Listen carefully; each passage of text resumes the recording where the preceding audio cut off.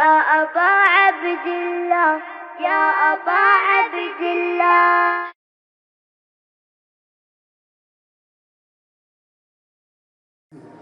الحمد لله الملك الحق المبين المتصاغر لعظمته جبابرة الطاغين المتخاذل لكبريائه أوطاد المتمردين المعترف بربوبيته سائر الخلق أجمعين.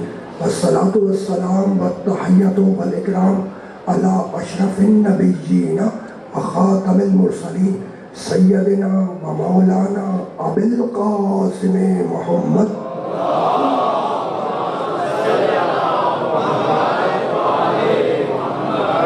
وأهل بيته الطيبين الطاهرين المعصومين المظلومين. أما بعد فقد قال الله سبحانه وتعالى في محكم كتابه المبين بسم الله الرحمن الرحيم وإلهكم إله واحد لا إله إلا هو الرحمن الرحيم. إنا في خلق السماوات والأرض واختلاف الليل والنهار والفلك التي تجري في البحر بما ينفع الناس وما أنزل الله من السماء من ماء فأحيا به الأرض بعد موتها وبث فيها من كل دابة وتصريف الرياح والسحاب المسخر بين السماء والأرض لآيات لقوم يعقلون. صلوات.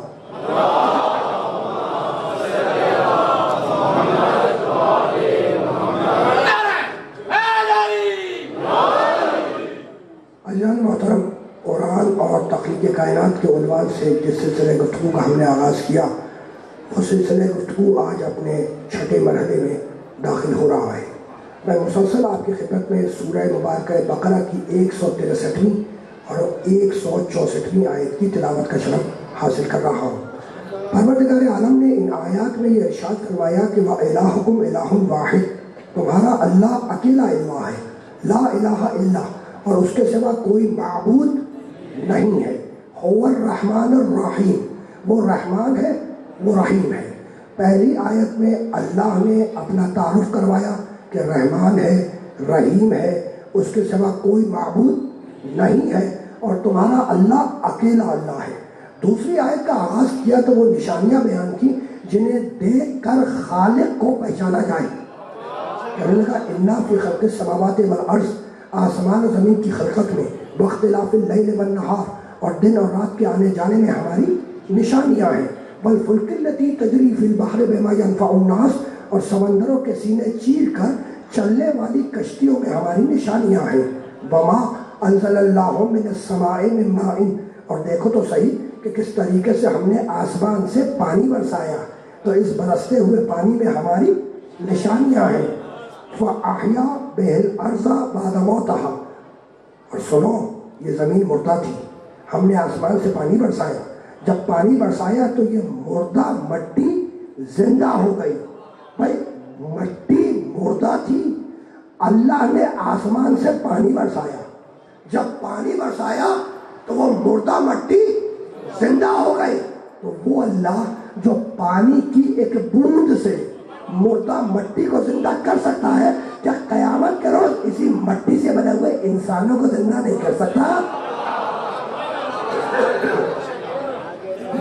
زمین مردہ تھی، ہم نے اسے زندہ کر دیا. فَبَثَّ فِيهَا مِن كُلِّ دَابَّةٍ، اور سنا جب زمین زندہ ہو گئی تو طرح طرح کے جاندار ہم نے اس زمین پر پھیلا دیے. تو یہ پھیلے ہوئے جاندار ہماری نشانیاں ہیں. وَتَصْرِيفِ الرِّيَاحِ، اور دیکھتے کیوں نہیں کہ ہوا کبھی آگے چلتی ہے، کبھی پیچھے چلتی ہے، کبھی داہنے چلتی ہے، کبھی بائیں چلتی ہے. تو ہوا کے ہیر پھیر میں ہماری نشانیاں ہیں، ہوا کے ہیر پھیر میں ہماری نشانیاں ہیں.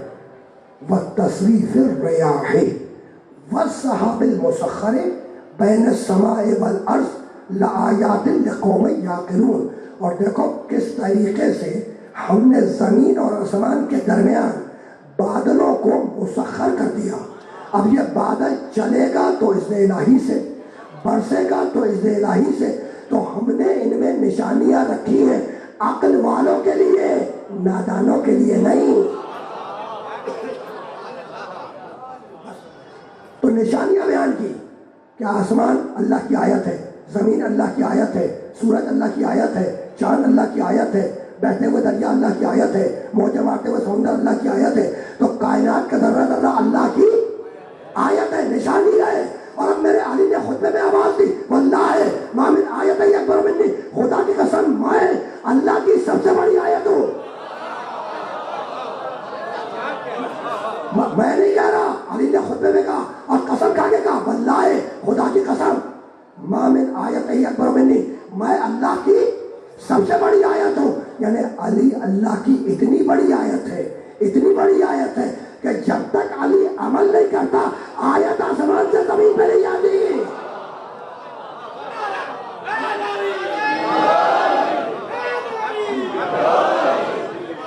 علی اللہ کی اتنی بڑی آیت ہے کہ جب تک علی عمل نہیں کرتا آیت آسمان سے زمین پر نہیں آتی۔ آپ سمجھ رہے ہوں گے کہ شاید یہ کوئی خطابتی جملہ ہے، میں دلیل دے دوں۔ کہنے لگا آئے جہاد اترو، کہ نہیں ابھی تلوار اٹھانے والا نہیں آیا۔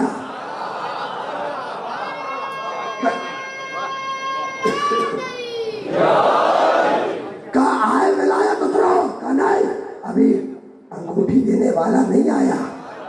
پہنچ رہے ہو نا؟ یعنی علی اللہ کی اتنی بڑی آیت ہے کہ جب تک علی عمل نہیں کرتا آیت آسمان سے زمین پر نہیں آتی۔ یعنی میں کہنا یہ چاہ رہا ہوں کہ نہ میرے اول کا جواب، نہ میرے آخر کا جواب، نہ میرے پہلے کا جواب، نہ میرے بعد کا جواب، جب تک پہلا عمل نہیں کرتا آیت نہیں آتی، جب تک بار بار ظہور نہیں کرتا قیامت نہیں آتی۔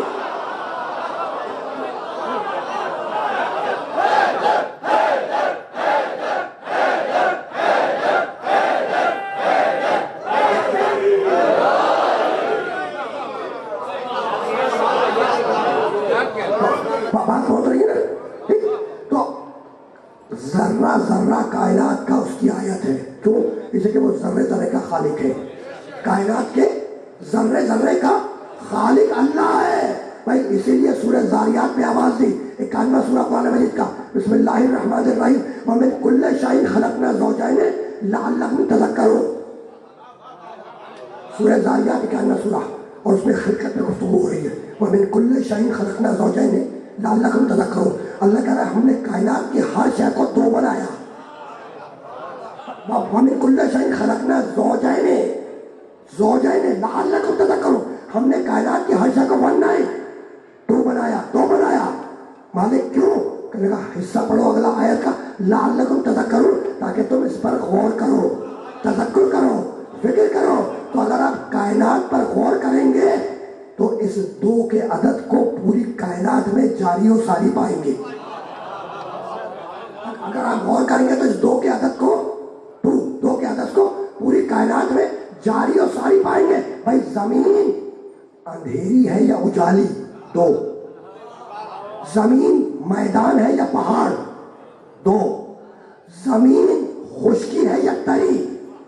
دو۔ موسم اللہ نے دو بنائے، سرد اور گرم، تم نے انہیں چار بنا دیا، لیکن وہ بھی دو ہی پہ تقسیم ہوتے ہیں۔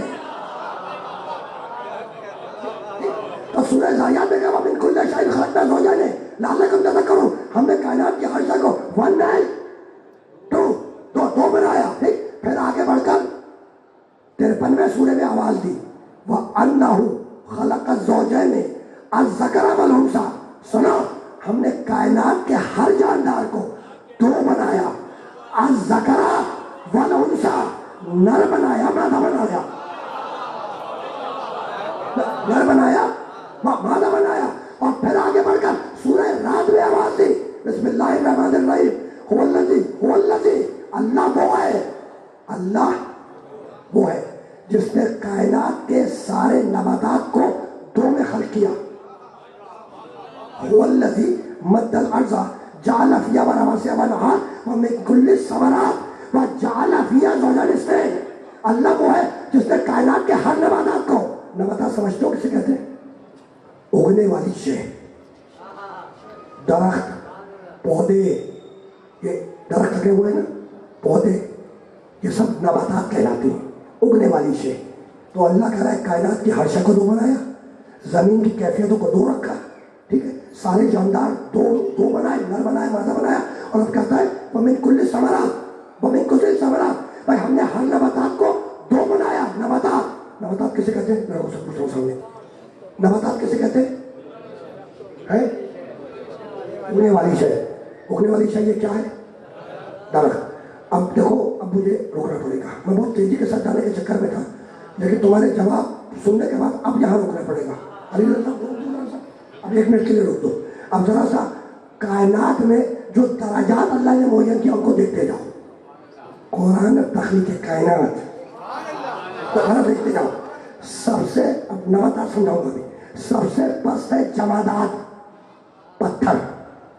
سب سے پست کیا ہے؟ پتھر. جمادات جہاں رکھ دیا وہاں رکھا رہے گا. پتھر ہے. پتھر جمادات پتھر جس میں نہ حس ہے نہ حرکت ہے نہ حیات ہے.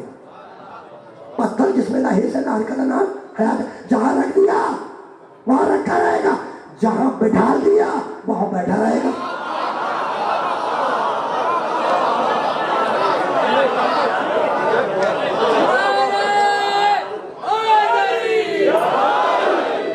میں ترجمہ جب میں آسان کرتا ہوں تو آپ بابا سبحان اللہ کہنے لگتے ہیں. تو میری کوشش ہے کہ آسان کر کے آپ تک پہنچاؤں. تو سب سے پس جمادات پتھر جہاں رکھ دیا وہاں رکھا رہے گا. نہ حس ہے نہ حرکت ہے نہ حیات ہے. اس پتھر میں ایک صفت کا اضافہ ہوا اگنے کا. وہ شکل اختیار کر گیا نباتات کی. درخت بن گیا. ٹھیک ہے. اس پتھر میں ایک صفت کا اضافہ ہوا اگنے کا. وہ شکل اختیار کر گیا کس کی؟ نباتات کی. درخت کی. ٹھیک. تو سب سے پس جمادات پتھر اس سے بلند نباتات درخت. اس درخت میں نباتات میں ایک صفت کا اضافہ ہوا چلنے پھرنے کا. وہ شکل اختیار کر گیا حیوان کی. وہ شکل اختیار کر گیا حیوان کی. اس حیوان میں ایک صفت کا اضافہ ہوا عقل کا. وہ بن گیا انسان. تو سب سے پس جمادات پتھر اس سے بلند نباتات درخت اس کے بعد حیوان. تو پہلے پتھر پھر درخت پھر جانور. ٹھیک. اور اس جانور میں عقل آئی تو وہ انسان بن گیا. یعنی عقل آئی تو چوتھی منزل پر.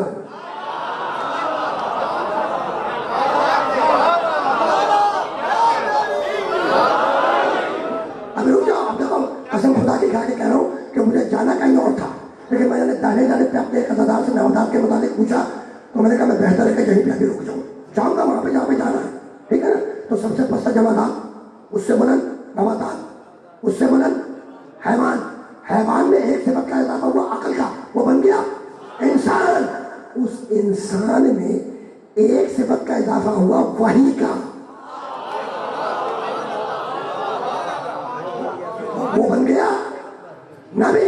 ہوتا تھا. تو سب سے پسند جمادات اس سے بلند نباتات اس سے بلند حیوان اس سے بلند انسان. انسان سے بلند نبی سے بلند 313 رسول. ان 313 رسولوں سے بلند 5 اولو العزم نبی. ان 5 اولو العزم نبیوں سے بلند خاتم النبیین محمد. پہنچ گئی بات. عبداللہ کیا کہہ رہا ہوں؟ پتھر یہ نہیں کہہ سکتا کہ میں درخت جیسا. درخت یہ نہیں کہہ سکتا کہ میں جانور جیسا. جانور یہ نہیں کہہ سکتا کہ میں انسان جیسا. انسان یہ نہیں کہہ سکتے کہ ہم نبی جیسے. نبی یہ نہیں کہہ سکتے کہ ہم رسول جیسے. رسول یہ نہیں کہہ سکتے کہ ہم اولو العزم نبیوں جیسے. اور اولو العزم نبی یہ نہیں کہہ سکتے ہم خاتم النبیین جیسے. تو جب اولو العزم نبی محمد جیسے نہ ہوئے تو مدرسے کا شیخ الحدیث محمد جیسے کیسے ہو جائے گا؟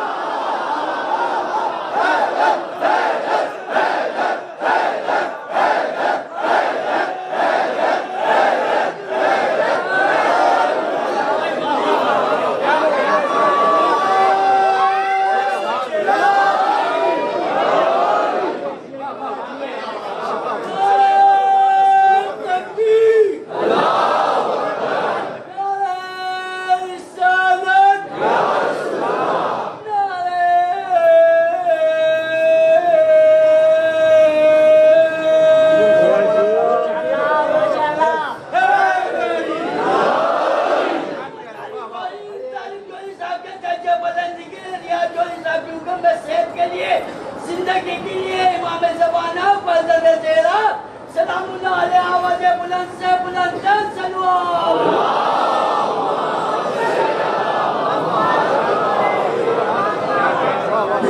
تو یہ تخلیق میں جو درجات رکھے اللہ نے یہ آپ تک پہنچ گئے ٹھیک. تو سورہ ذاریات میں کہا من کل شیء خلقنا زوجین لعلکم تذکرون. ہم نے کائنات کی ہر شے کو ون نائٹ دو بنایا ٹھیک ہے نا. زمین کی کیفیتیں دو رکھی, اجالی ہے اندھیری ہے, خشکی ہے تری ہے, تو زمین کی کیفیتیں دو. اور پھر آگے بڑھ کے کہا انہ خلق الزوجین الذکر والانثی.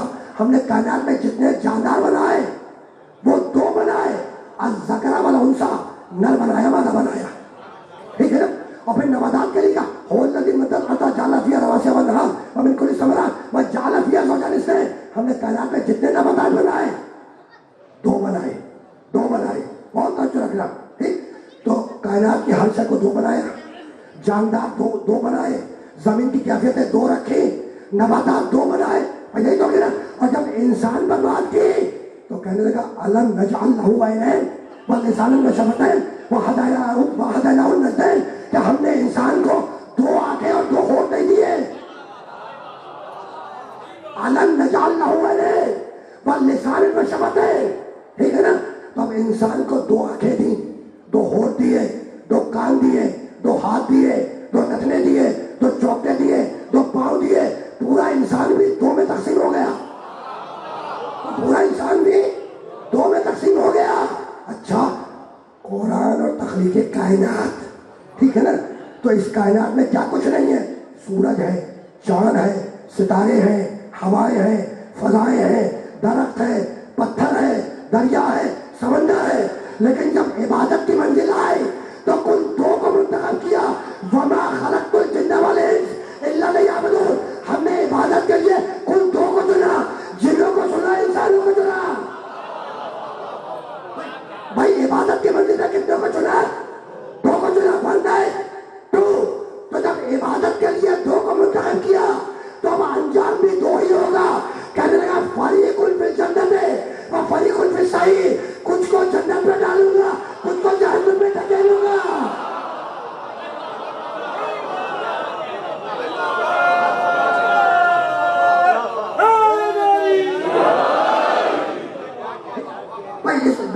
اس دو کی عادت کو دیکھ رہا ہو کہ کس طریقے سے کائنات میں جاری و ساری ہے.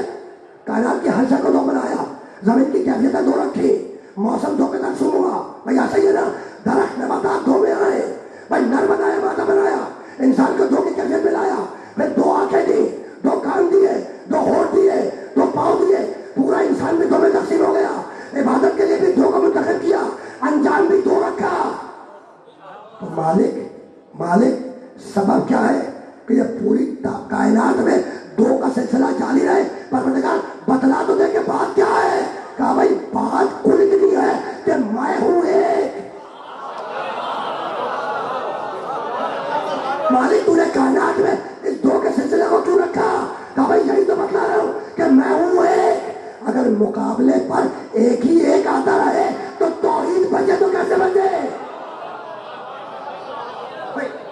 بھائی میں ہوں ایک, اگر مقابلے پر ایک ہی ایک آتا رہے تو میری توحید بچے تو کیسے بچے؟ اس لیے کائنات کی ہر شے کو اس نے دو بنایا. تو جس نے کائنات کی ہر شے کو دو بنایا تو جب بنایا تو ایک نور بنایا. بھائی جس نے کائنات کی ہر شے کو دو بنایا, جب بنایا تو ایک نور بنایا. تو پروردگار ایک ہے تو اور ایک ہے یہ نور. تو مالک تیری توحید بچے تو کیسے بچے؟ کہا ریاض چوری پر گھبراؤ, جعلہ النصفین, اسے توڑ کے دو کروں گا. ایک کو محمد بناؤں گا, دوسرے کو علی بناؤں گا.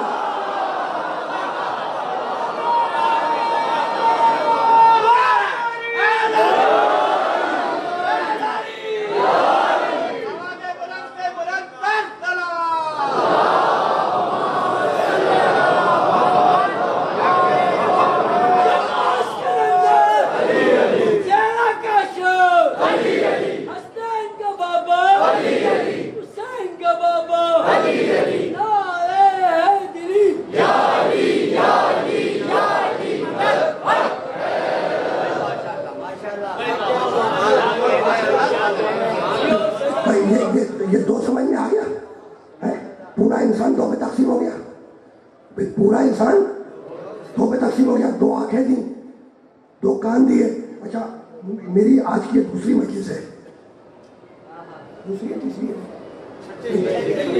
چھٹی ہے، ہاں آج کی تیسری ہے، ویسے چھٹی ہے. 6-3-9 ہو گئے، 6-3-9 ہو گئے. ہاں ٹھیک ہوئے، بالکل صحیح ہوئے، ٹھیک ہے نا بھائی. پورا انسان کتنے میں تقسیم ہوا؟ 2 میں. پروردگار بتانا کیا چاہتا ہے بھائی؟ 2 آنکھیں دی، 2 کان دیے، 2 ہونٹ دیے، 2 نتنے دیے، 2 پیر دیے بھائی، یہی تو 2 چوکے دیے. تو مالک یہ دوہرا وسیلہ کیوں بھائی؟ دیکھو ہر چیز کائنات میں 2 رکھی نا، ہر چیز کائنات میں 2 رکھی. 2 آنکھیں دی، 2 کان دیے، 2 ہونٹ دیے، 2 نتنے دیے، 2 پاؤں دیے. تو دنیا میں تو دوہرے وسیلے سے کام کر رہے ہو. تو جب قیامت میں آنا تو ایک ایسا وسیلہ لے کر نہیں آیا. اس لیے نبی نے کہا کہ قرآن بھی دے کے جا رہا ہوں، اہل بیت کو بھی دے کے جا رہا ہوں.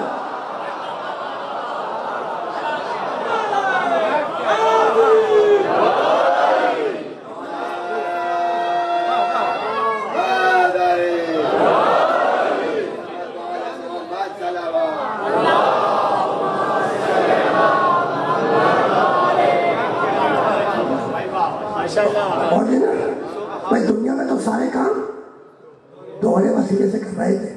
حد تو یہ ہے کہ اگر دوہرا وسیلہ نہ ہو تو آپ دنیا میں تشریف بھی نہ لا پاتے. میں آسان کر دوں بات کو بھائی، باپ ہو ماں نہ ہو دنیا میں نہیں آ سکتے، ماں ہو باپ نہ ہو دنیا میں نہیں آ سکتے. تو آئے ہو دوہرے وسیلے سے. جب آگے دنیا میں دوہرے وسیلے سے تو دیکھا دوہرے وسیلے سے، کھایا دوہرے وسیلے سے، سنا دوہرے وسیلے سے، سونا دوہرے وسیلے سے، چلے دوہرے وسیلے سے، اٹھایا دوہرے وسیلے سے. تو سارا کام تو دوہرے وسیلے سے کر رہے ہو. تو قیامت میں تنہا کتاب لے کے نہ آ جانا. کافی سمجھ کر بھائی، کافی سمجھ کر قیامت میں تنہا کتاب لے کے نہیں آنا. اسی لیے جب دنیا سے رخصت ہو رہے تھے تو کہنے لگے انی تارک فیکم الثقلین، کتاب اللہ و عزت اہل بیتی، میں تم میں 2 برابر کی چیزیں چھوڑ کر جا رہا ہوں. یہ روایت بہت مشہور ہے، سب کو یاد ہوگی. لیکن اب میں ذرا سا نتیجے بدلوں گا، دیکھنا کہ کیسے بدلتا ہوں نتیجے. روایت بار بار کی سنی ہوئی ہے. نبی کیا کہہ رہے ہیں؟ انی تارک فیکم الثقلین، انی میں تارکن چھوڑ کے جا رہا ہوں، فیکم تم میں، ثقلین 2 وقتی چیزیں، کتاب اللہ و آیاتی، اللہ کی کتاب اور اہل بیت. انی میں، رسول کہہ رہے ہیں انی میں تارکن چھوڑ کے جا رہا ہوں. تو رسول کہہ رہے ہیں میں تارکن چھوڑ کے جا رہا ہوں. اللہ نے کیا کہا تھا؟ انی جاعل، انی میں جاعل بنانے والا ہوں. جب آدم کو بنانے لگا بھائی، پرسوں ہی تو وہ آیت کا ٹکڑا پڑھ کے گیا تھا بھائی. اللہ نے کہا تھا انی جاعل، انی میں جاعل بنانے والا ہوں. تو اللہ کہہ رہا ہے انی جاعل، میں بنانے والا ہوں خلیفہ. اور رسول کہہ رہے ہیں انی تارکن، میں چھوڑ کے جا رہا ہوں. تو یا رسول اللہ آپ بھی بنا کر جائیے. یا رسول اللہ آپ بھی بنا کے جائیے. کہا بھائی میرا کام ہے چھوڑ کے جانا، بنانے کا کام اس کا ہے. تو جس کام کا اختیار محمد مصطفیٰ کے پاس نہ ہو، اس کام کا اختیار شیخ الحدیث کے پاس کیسے آ گیا؟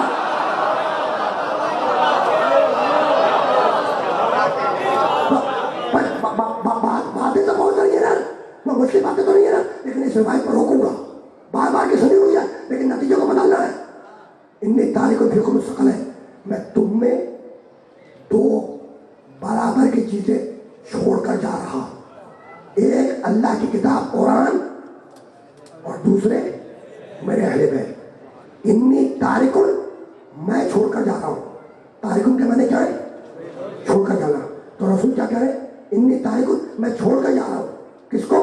قرآن کو اور اہل بیت کو. ٹھیک ہے نا، بہت توجہ رکھنا.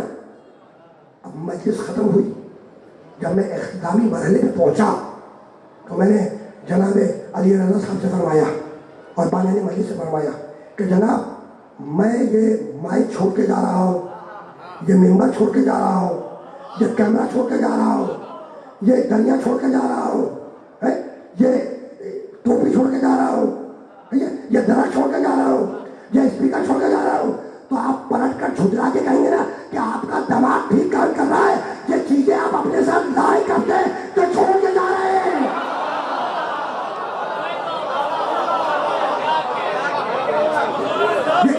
یہ چیز بھائی میں کہوں میں مائک چھوڑ کے جا رہا ہوں, ممبر چھوڑ کے جا رہا ہوں, دنیا چھوڑ کے جا رہا ہوں, کیمرہ چھوڑ کے جا رہا ہوں, اسپیکر چھوڑ کے جا رہا ہوں. ٹوپی والی مثال واپس لیجیے, وہ ساتھ لایا تھا.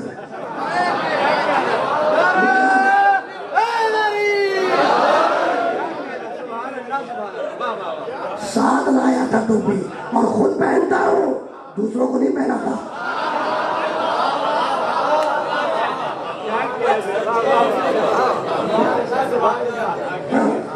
کبھی تم نے دیکھا کہ میں نے قصے کہانیاں سنائی ہوں؟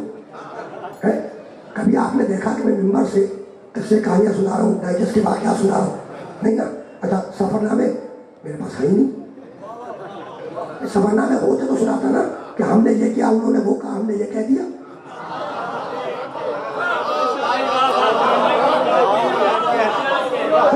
میں تو قرآن کی آیتیں سناتا ہوں نا, اور خدا کی قسم میرا مشن ہے کہ اپنے نوجوانوں کے دماغوں میں اتنی قرآن کی آیتیں بھر دوں کہ جب سامنے سے کسی سے بات کرے تو قرآن کی آیتیں بولے, جھوٹے کی روایتیں نہ بولے.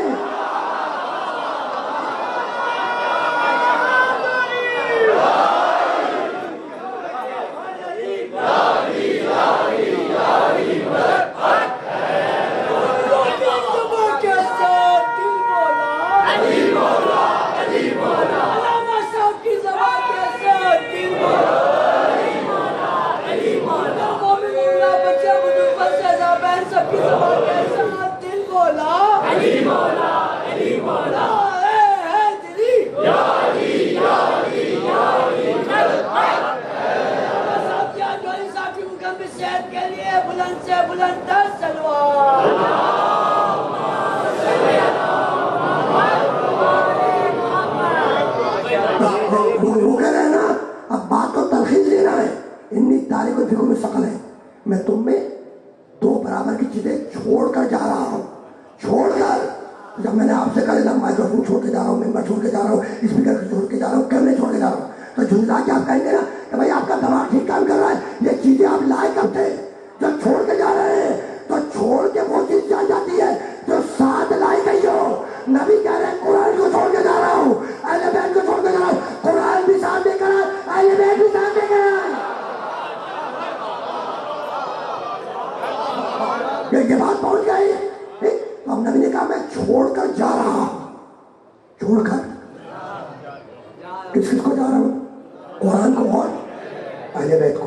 اچھا چھوڑ کر جانا تو سب کو ہے, میں بھی چھوڑ کے جاؤں گا, آپ بھی چھوڑ کے جاؤں گا, ٹھیک ہے نا. انسان چھوڑ کر جاتا ہے, دو چیزیں چھوڑ کے جاتا ہے. کچھ خاموش چیزیں چھوڑ کے جاتا ہے, کچھ بولتے ہوئے کو چھوڑ کے جاتا ہے. اچھا آگے جملہ ہے, اور بہت توجہ سے سنیں نا, ضائع نہ ہونے پائے. میں ہر انسان بہت کئی بات, ہاں اب میں ادا کر دوں بس. یار اب دیکھو میں ٹائم دیکھ رہا تھا تو میں نے کہا بہت آگے نہ نکل جاؤں, ٹھیک ہے نا. تو اس لیے میں نے, اب سمجھ گئے کبھی کبھی شارٹ کٹ بھی چلتا ہے نا. لیکن دیکھو بات مربوط و متصل ہے, بات مربوط و متصل ہے, ٹھیک ہے نا. تو اب چھوڑ کے تو سب کو جانا ہے, ٹھیک ہے نا. آسان بات کرو, مثال بھی سمجھائی تھی, ٹھیک ہے. مثال آسان سمجھا دو.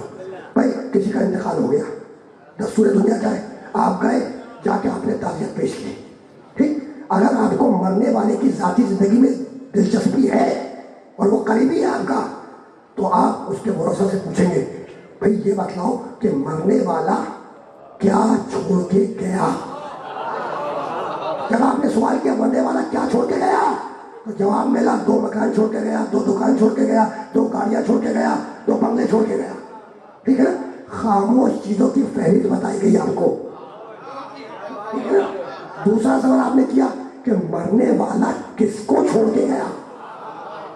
جب آپ نے پوچھا مرنے والا کس کو چھوڑ کر گیا, تو بولتے ہوئے کے نام لیے, 2 نواسے چھوڑ کے گیا, 2 بیٹے چھوڑ کے گیا, 2 بیٹیاں چھوڑ کے گیا, ٹھیک ہے نا. تو جب پوچھا جائے کیا چھوڑ کے گیا, تو خاموش چیزوں کی فہرست بتاؤ, مکان, دکان وغیرہ وغیرہ.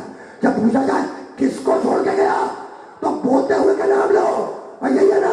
اب بس تم سے ایک سوال ہے کہ اتنا مجھے بتلا دو کہ بولتے ہوئے خاموش کے بعد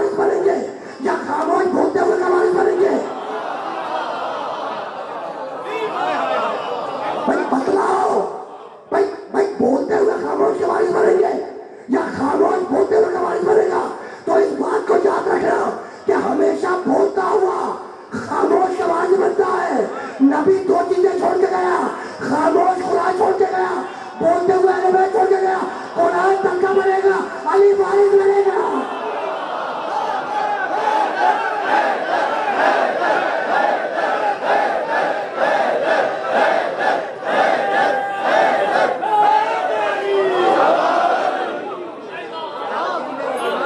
قرآن کا کیا بنے گا؟ علی وارث بنے گا. علی بنے گا وارث. تم اسٹیکر بھی تو چھپاتے ہو علی وارث کا, ٹھیک ہے نا؟ تم اسٹیکر چھپاتے ہو علی وارث کا. دوسرے جلتے ہیں دیکھ کر. جانتے ہو چڑھتے کیوں ہیں؟ یہ علی وارث کا اسٹیکر دیکھ کے چڑھتے کیوں ہیں؟ بھائی علی وارث کے اسٹیکر سے اس لیے چڑھتے ہیں کہ کہیں فاطمہ کی وراثت سامنے نہ آ جائے.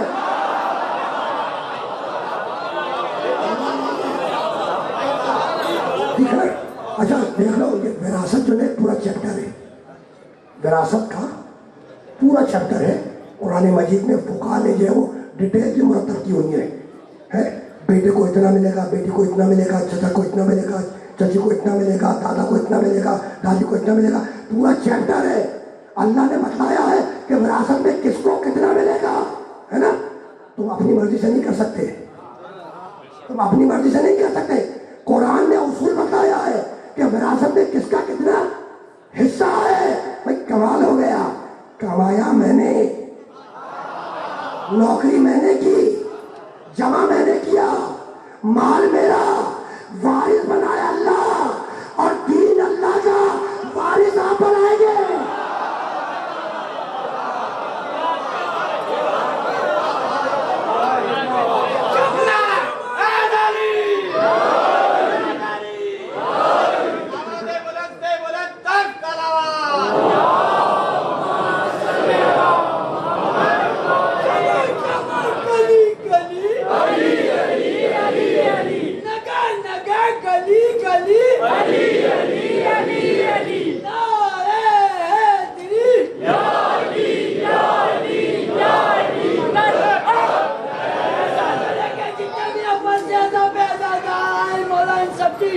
مشکلیں حل کرنے کے لیے میری مشکلیں کریں گے, تمام مزیدار بچوں کی مشکلیں حل کریں گے, پیسہ ڈھونڈنے کے لیے امام زمانہ پر چلے تیرا سلام اللہ علیہ آواز بلند سے بلند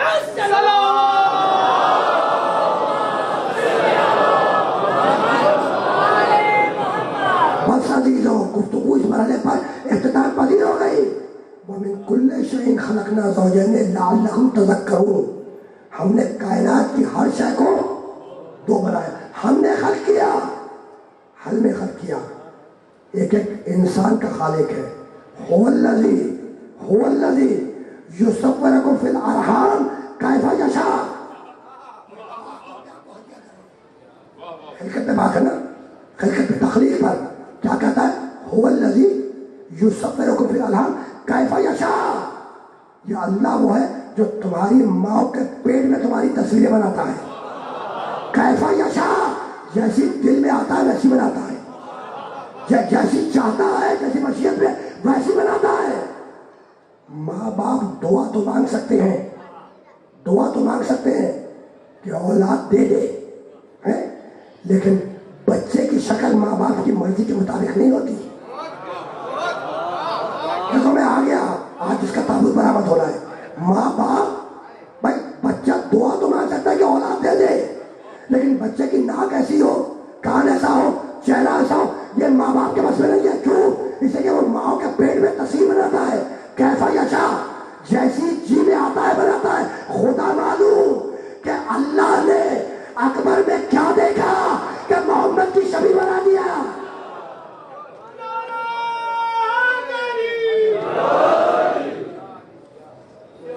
خدا معلوم کہ خالق نے اکبر میں کیا دیکھا کہ آپ نے حبیب محمد مصطفیٰ کی شبیہ بنا دیا. پہچانتے ہو اکبر کو؟ علی اکبر کو پہچانتے ہو؟ ابھی نہیں پہچانے, ابھی پہچان جاؤ گے. میں سوچ رہا ہوں کہ آج میں تھوڑا سا دوسری جگہ تاخیر ہوتی ہے تو ہو جائے, اس لیے کہ میرے اکبر کا ماتم ہے اور میرا جی چاہ رہا ہے کہ وہ چیزیں جو میرے سینے میں رکی ہوئی ہیں وہ آج ڈلیور کر دوں علی اکبر کے حوالے سے. دیکھو ایک شخص ہے مدینے کا رہنے والا, حج سے پلٹا آیا امام جعفر صادق کے پاس. بات ہو رہی تھی علی اکبر کی حسین کی, ٹھیک, تو پکار کے کہنے لگا فرزند رسول آخری وقت میں جب اکبر کو بھیجا ہے حسین نے تو صبر کا دامن ہاتھ سے چھوٹ گیا. آگے آگے اکبر جا رہے تھے, پیچھے پیچھے بوڑھا باپ جا رہا تھا. پوچھنے والا جعفر صادق سے کہہ رہا ہے اور امام کے علاوہ کوئی جواب دے نہیں سکتا. پوچھنے لگے تو کہاں سے آ رہا ہے؟ کہا کہ فرزند رسول حج کر کے پلٹا ہوں, حج کر کے واپس آ رہا ہوں. کہا کہ حج میں تم نے قربانی کی؟ کہا کہ فرزند رسول ذبیحہ تو مینڈیٹری ہے, رکن ہے ذبیحہ. کہا کہ کی قربانی ذبیحہ دیا؟ کہا کہ بالکل دیا. کہا کیسے دیا؟ جب تم مینا کی طرف جا رہا تھا تو کیا صورت حال تھی؟ کہا فرزند رسول آگے آگے ذبیحہ تھا, پیچھے پیچھے میں تھا. کہا کہ یہی تو حسین نے کیا.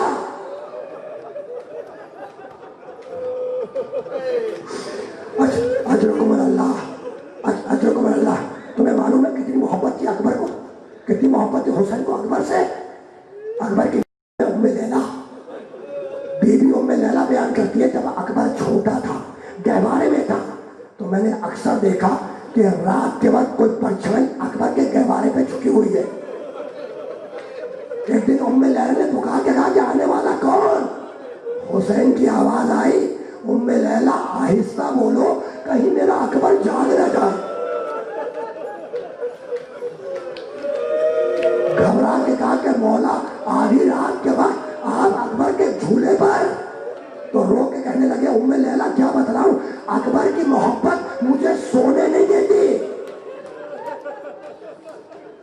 پہچان گئے نا کتنی محبت تھی حسین کو علی اکبر سے. نہیں ابھی نہیں پہچانے. 11 محرم کو شہیدوں کے سب نوکے نیزہ پہ بلند ہوئے. جس نیزے کے اوپر اکبر کا سر تھا وہ حسین ابن نبی کے ہاتھ میں تھا. جس نیزے پر حسین کا سر تھا وہ خولی کے ہاتھ میں تھا.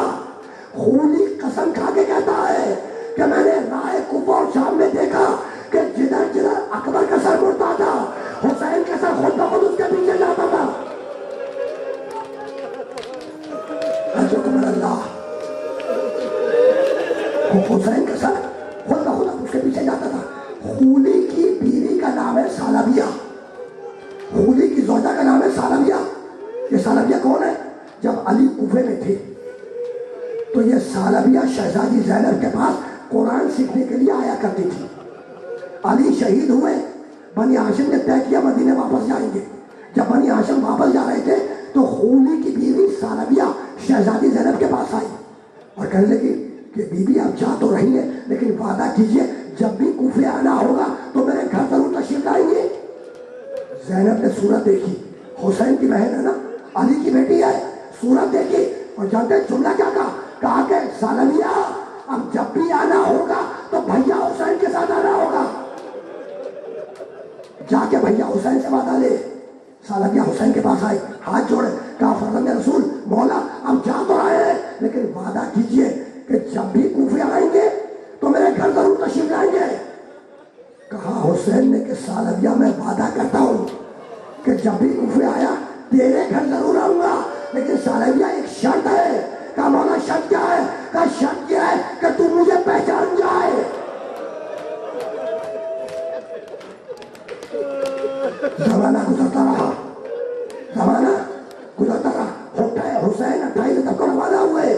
خبر پہنچی, سالبیہ نے تاریخیں گننا شروع کی کہ حسین پہلی, دوسری, تیسری, چوتھی منزلوں کو کراس کرتے ہوئے, پار کرتے ہوئے 13 محرم کی شام کو حسین کو کوفے میں ہونا چاہیے. 13 ہی محرم کی شام تھی. شام کے وقت خولی حسین کا سر تھامے, زلفوں سے سر تھامے لے کر اپنے گھر کے دروازے میں پہنچا. سر حسین کو پیچھے چھپایا, جانتا تھا کہ زوجہ حسین سے محبت کرتی ہے. دروازہ پہ دستک بھی کھلا. کہنے لگا سالبیہ میں جنگ جیت کر آ گیا. جانتے ہو سالبیہ نے کیا کہا؟ خدا کی لعنت ہو تجھ پر, خدا کی لعنت ہو تجھ پر, جب سے تو گیا ہے میں خواب میں خون کے دریا دیکھ رہی ہوں. اس نے سر حسین کو پیچھے چھپایا, گھر کے آنگن میں آیا, ایک تنور رکھا تھا, تنور کے اندر سر حسین کو رکھ دیا, چلا گیا اپنے حجرے میں. گئی. آدھی رات کے وقت سالفیہ کسی کام سے باہر آئے. اب جو آنگن میں دیکھا پڑی, دیکھا تنور سے نور نکل رہا ہے. دوڑ کے آئے, تنور میں دیکھا ایک سر ہے جس سے نور ساتے ہیں. گھبرا کے کہنے لگی کہ آپ کون ہیں؟ سر حسین کی آواز سالفیہ میں آ گیا. سالفیہ میں آ گیا. اب سالفیہ نے چیخ ماری اور چیخ مار کے رونا شروع کیا. چیخ کی آواز خودی کے پاس گئی, باہر آیا, زوجہ کا ہاتھ کھینچا, اسے ہوٹل میں جا کے بند کر دیا. پوری رات خودی کبھی اندر جاتا, کبھی آ کے سر حسین کو دیکھتا, کبھی ہوٹل میں جاتا, کبھی آ کے تنور میں سر حسین کو دیکھا. جب تیسری یا چوتھی مرتبہ باہر آیا تو دیکھا کہ تنور میں سر حسین نہیں ہے. تنور میں سر حسین نہیں ہے.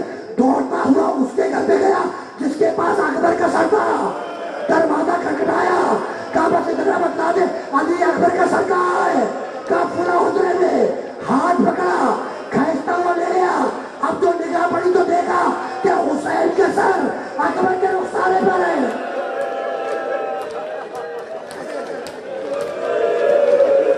اجرکم اللہ. تم نے دیکھا کہ حسین کو اپنے بیٹے علی اکبر سے کتنی محبت تھی. ایسا اکبر جو شبیہ رسول ہے, آیا باپ کے پاس, کہا بابا مجھے جنگ کی اجازت ہے. حسین نے سر سے پاؤں تک علی اکبر کو دیکھا اور ایک جملہ کہا, کہنے لگے اکبر بیٹا کاش تمہارے پاس تم جیسا ایک جوان بیٹا ہوتا. وہ مرنے کی اجازت مانگتا تو میں دیکھتا کس دل سے اجازت دیتے ہو. اکبر تمہیں اجازت نہیں دوں گا, نہیں میری اجازت. اکبر پلٹے, کچھ دیر کے بعد واپس آئے. اب علی اکبر نے زبان سے کچھ نہیں کہا, اپنا سر باپ کے قدموں پہ رکھ دیا.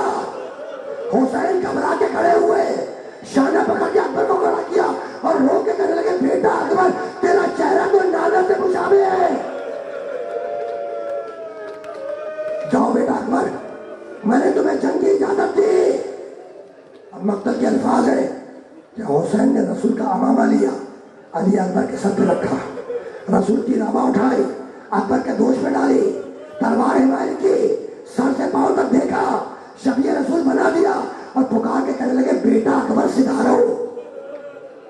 جب علی اکبر جا رہے تھے تو حسین نے پکار کے کہا کہ بیٹا اکبر تمہیں تو معلوم ہے نا کہ تمہیں پالا ہے تمہاری پھوپھی زینب نے,